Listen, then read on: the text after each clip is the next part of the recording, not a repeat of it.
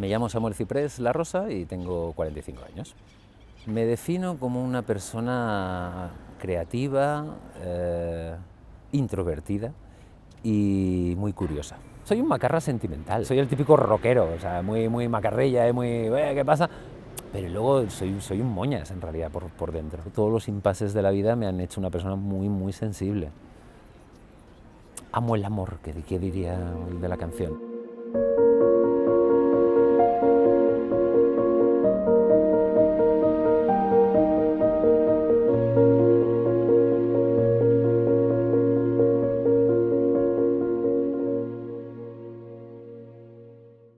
¿Qué vínculo tienes con Can Folguera? Bueno, es el barrio donde estoy viviendo actualmente. Vinimos aquí un poco por lotería, o sea, porque estábamos buscando un hogar para nuestra nueva familia. Investigamos un poco el pueblo, nos gustó la zona y aquí terminamos. Veníamos de Hospital Clínic de Barcelona, pero es verdad que cuando decidimos tener el hijo conjunto, yo tenía muy claro que no lo quería tener dentro de la ciudad. Por eso buscamos algo muy cerca de Barcelona, porque tenemos otra hija que es con custodia compartida, y no nos podíamos ir demasiado lejos y encontramos Santa Perpetua. Nací en Sabiñánigo, Huesca, a 40 y tantos kilómetros de Francia. ¿Y cómo fue tu infancia? Sí, la palabra sería preciosa, o sea, realmente tengo una infancia muy chula porque mi madre, soltera, me tuvo con 19 años y pico. Mi madre era muy hippie. Casualmente tenía una amiga, su mejor amiga, que le pasó exactamente lo mismo, pero con 2 niños. Y eran 2 matriarcas, o sea, era una casa muy especial porque eran 2 mujeres muy jóvenes, de 20 y pocos, con 3 niños, y aquello era una locura. Yo lo recuerdo como algo tremendamente divertido, pero entiendo que debía ser muy costoso para ellas. Entonces, durante mucha parte de mi infancia he estado viviendo en pueblecitos del Pirineo, muy fuera del sistema. Y a mi abuela, sobre todo, porque claro, mi madre era joven y mucha parte de la crianza la hizo mi yaya. ¿Y tu madre cómo era de carácter? Siempre ha sido muy echada para adelante, una leona. Y me ha dado tremenda libertad. Y sobre todo, parecerá redundante, pero darme mucho amor. Era el amor y la libertad, es lo que más recuerdo de mi madre de pequeño. ¿Le preguntaste alguna vez por tu padre? Sí, yo desde casa de mi abuela, desde el tercero, desde el balcón, yo recuerdo ver la terraza de mi padre y ver a mi hermanastra crecer. Yo sí tengo un vago recuerdo de andar con mi madre por campos ahí en Sabiñánigo y mi madre decirme, aquel de allá que está en el campo trabajando es tu padre, de verdad. Y yo salir corriendo gritando, papá, no tengo más recuerdos. Es como un capítulo sin final.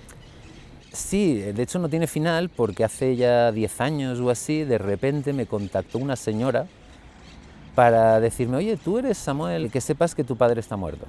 Yo recuerdo haber tenido que pasar por terapia porque supongo que el niño interior siempre esperó esa conversación con él, pero su decisión fue cobarde y lo fue toda su vida. O sea, hemos llegado a estar sentados en la misma mesa desayunando y ha sido capaz de no decir nada.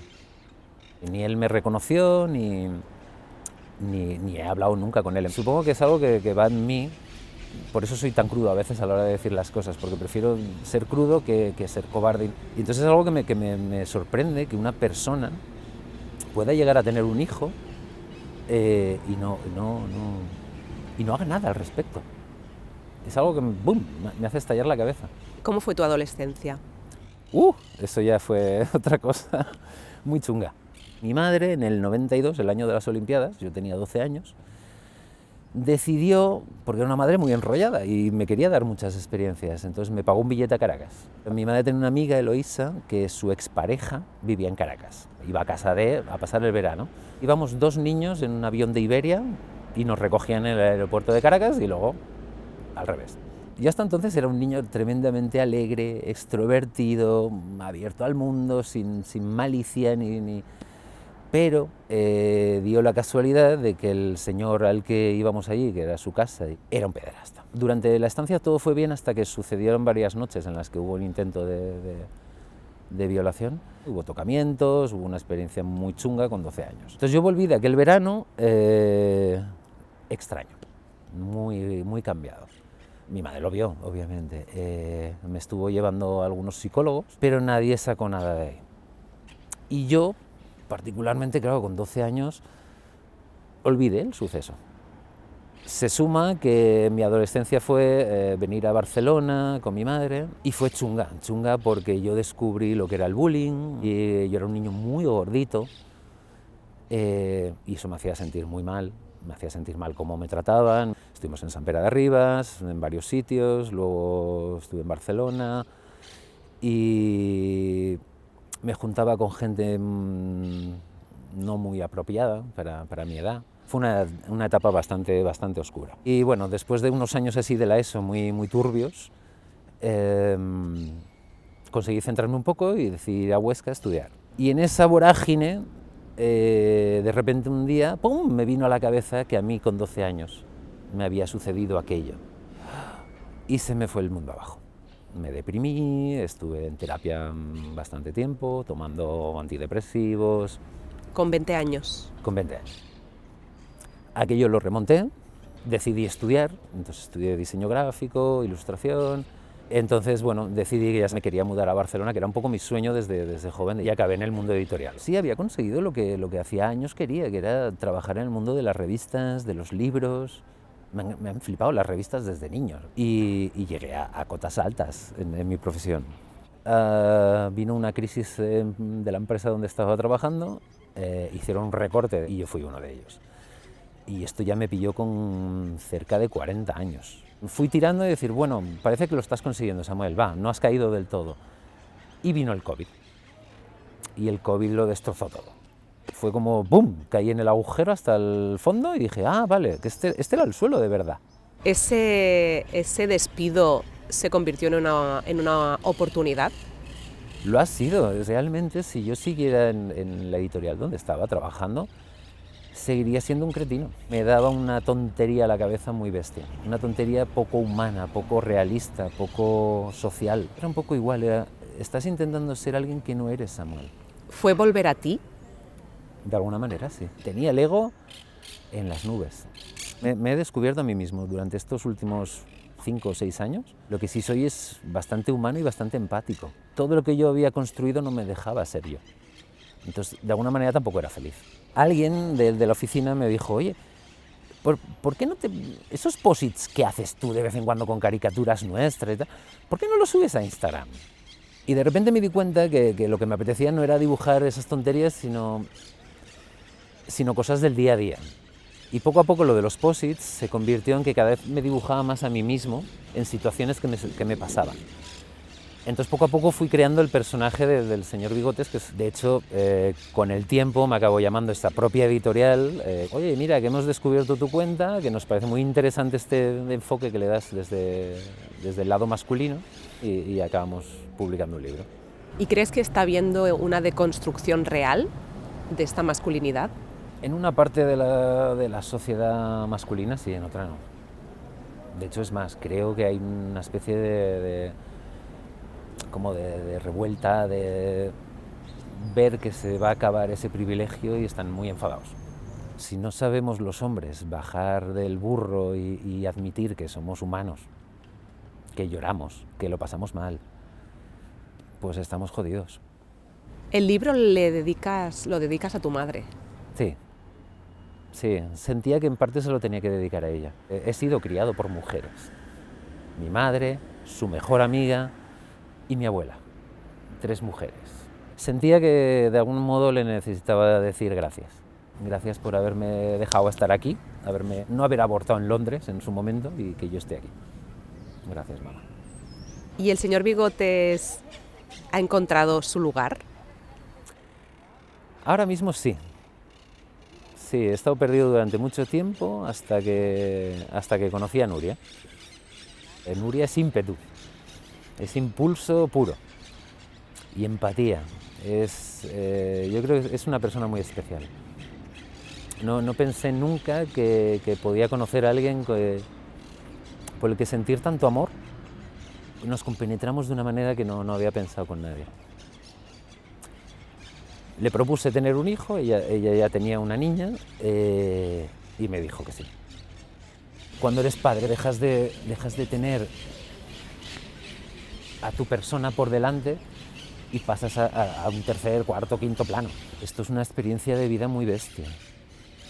No he tenido figura masculina ni paterna y ahora me toca a mí serlo. Cuando nació Ion, yo como me había caído del diseño gráfico, acabé trabajando en una fábrica horrible de salir llorando prácticamente cada día. Hablando con Nuria, Nuria es esteticista, estaba también en un trabajo de mierda. Ella dijo, oye, aquí hay unos créditos sin intereses, quizás yo podría optar y montarme un negocio como hice con mi madre antaño. Y entonces Nuria montó un negocio. Y decidimos que si esta situación la podíamos aguantar económicamente, nos venía muy bien, porque claro, cuando tienes hijos no existe la conciliación laboral. Y si tienes la suerte de que sois dos personas y haciendo muchos sacrificios, económicos sobre todo, puedes mantenerte así, que uno de los dos esté al pie del cañón todo el día allí, fue nuestra decisión. Obviamente nos quitamos de muchas cosas y a mí me permite estar de crianza al 100%. Con lo bueno y con lo malo, obviamente, porque es precioso, pero es tremendamente agotador. ¿Te has sentido cuestionado? Y muchísimo, sobre todo por la sección hombres de este pueblo. ¿Qué te molesta de que yo me ocupe de mis hijos y de la casa? ¿Cuál es el problema? En que yo haga lavadoras, en que vaya a buscar a los niños y en que te diga que el sábado por la mañana me voy a la biblioteca en vez de jugar a fútbol. ¿Cuál es el problema? La cosa más bonita que existe. Claro, yo cuando conocí a Gloria tenía 3 años y no sabía lo que era ser padre, entonces lo fui un poco descubriendo al principio con ella. Y sí, yo la considero mi hija, la quiero yo desde el primer día, pero yo el sentimiento que tengo interno es el mismo, o sea, la protegeré de lo que haga falta en esta vida.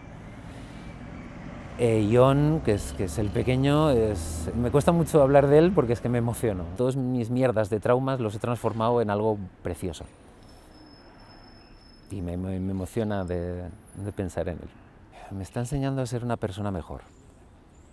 Yo no pensaba que te podías enamorar de una persona así. El dejarlo todo de lado con tal de estar con él, de verle sonreír, de hacerle feliz y darle una infancia guay.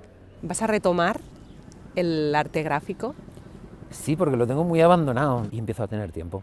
Tiempo y sobre todo ganas de volver.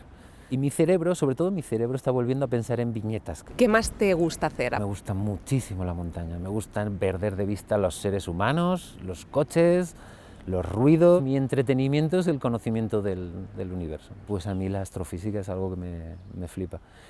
Intento leer todo lo que puedo de ello, ver todos los documentales que puedo. ¿Y la música te gusta? Me flipa. Desde crío también me gusta mucho escucharla y me gusta mucho practicarla. ¿Y si tuvieras que escoger una canción y un autor? Nacho Vegas es un artista que me mola mucho y hay una canción preciosa que se llama El don de la ternura, que me identifica mucho, es nuestra canción con Nuria.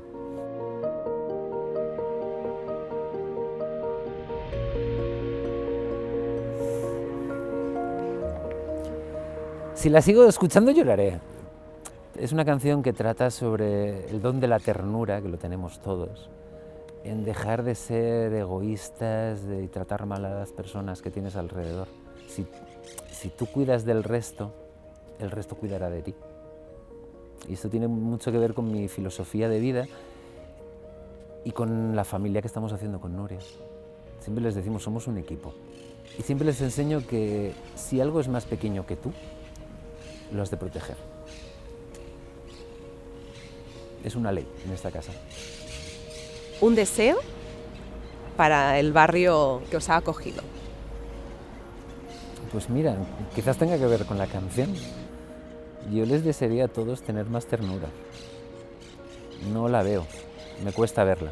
Que intentemos no ser tan individuales y hagamos algo colectivo. Porque cuidándonos los unos de los otros nos va a ir mejor siempre. Ha sido un placer, gracias por abrirnos las puertas a tu historia. Muchas gracias. A ti. Gracias, Samuel.